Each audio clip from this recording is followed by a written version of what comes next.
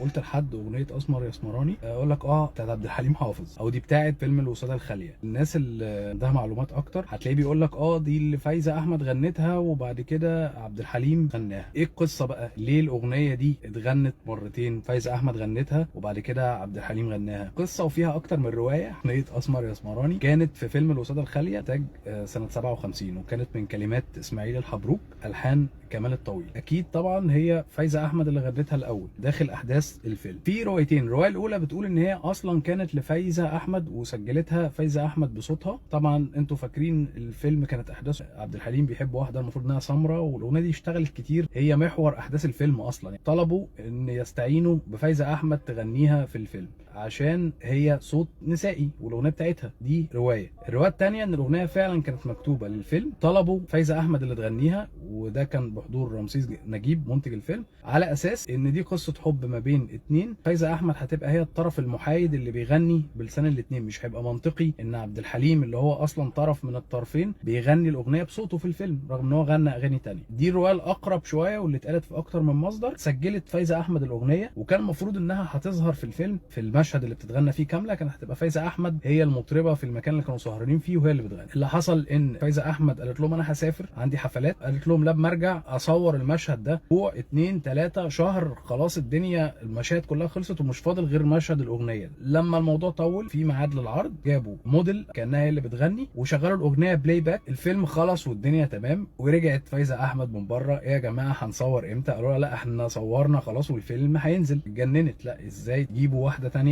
انا متفقه معاكم انا اللي هسجلها.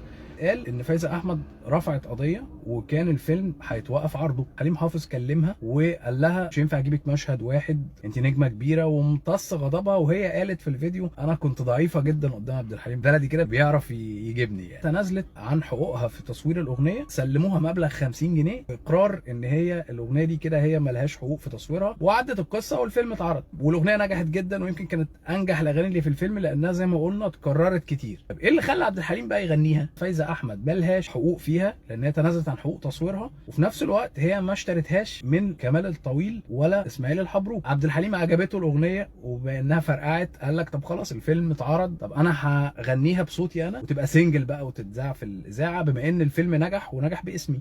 غناها وسجلها عبد الحليم بصوته وبدات تنتشر بقى في الاذاعه. يعني تقريبا الناس نسيت ان فايزه احمد هي اول حد غناها. ده من اسباب المشاكل اللي كانت دايما بتحصل بين فايزه احمد وعبد الحليم حافظ واللي استمرت فتره طويله. حد قبل وفاته بشويه كان المفروض ان هو ظهر معاها في الاوبريت بتاع عبد الوهاب، اتصالحوا وكان المفروض ان محمد سلطان زوجها هيلحن له اغنيه كمان، لكن طبعا كان توفى عبد الحليم قبل ما يكمل المشروع ده. ودي كانت اكتر اغنيه تقريبا حصل عليها جدل واتعمل عليها مشاكل ما بين 2 ميجا ستار. يمكن هي لو كانت نزلت كاغنيه بس مش حصل عليها خلاف كده، انما الفكره ان هي نجحت داخل الفيلم، فكل واحد شايف ان انا صوتي كفايزه احمد انا اللي نجحتها بصوتي، وعبد الحليم شايف ان انا فيلم بتاعي وبطولتي القصه اللي انا حكيتها هي اللي نجحت الاغنيه. مين احسن فيرجن بالنسبه لك بصوت فايزه احمد ولا اسمر يا اسمراني بصوت عبد الحليم حافظ؟